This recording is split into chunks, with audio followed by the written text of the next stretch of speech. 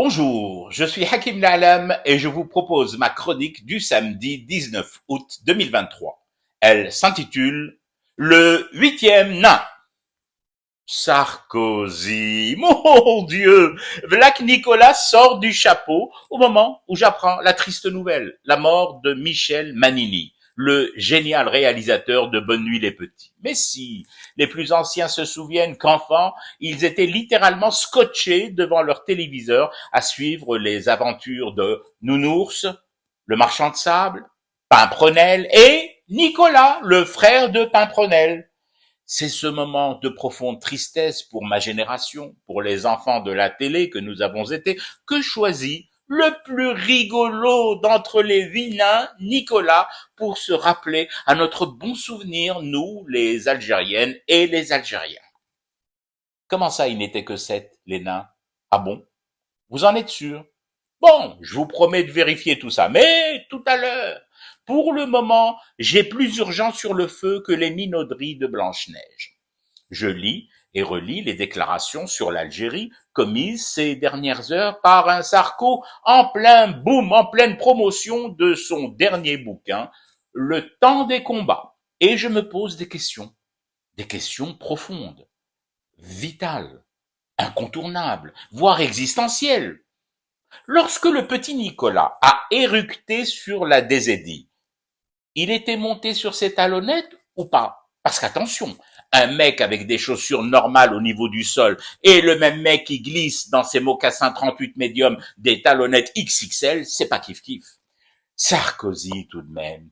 Il a fait la tournée des conférences rémunérées à près de 100 000 euros par des monarchies du Golfe et il se permet de casser de l'arabe. Je n'ai pas en va.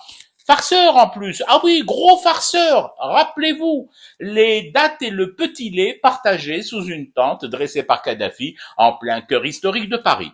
Et des mallettes de fric sous le bras en soulevant un pan de la tente au moment de prendre congé de son illustre invité.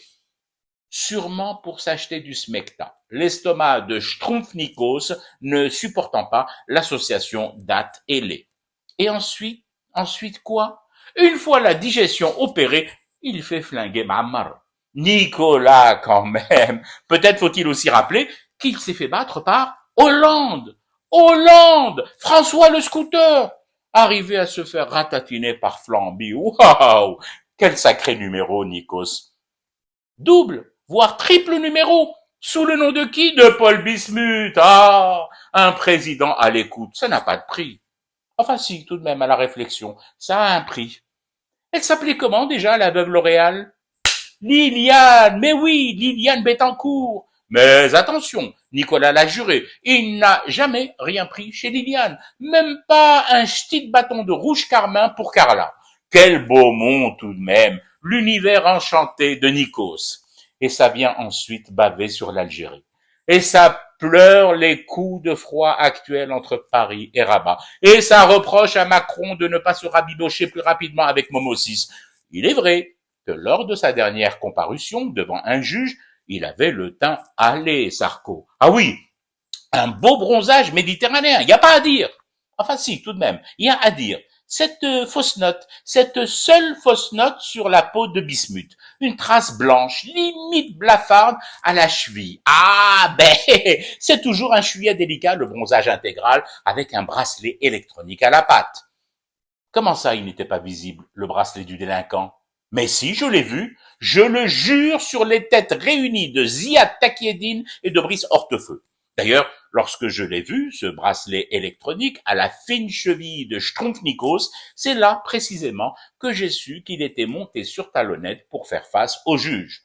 Mais bon, on ne va pas en faire tout un bigmalion de cette affaire, ou plus exactement, de toutes ces affaires casseroles, non.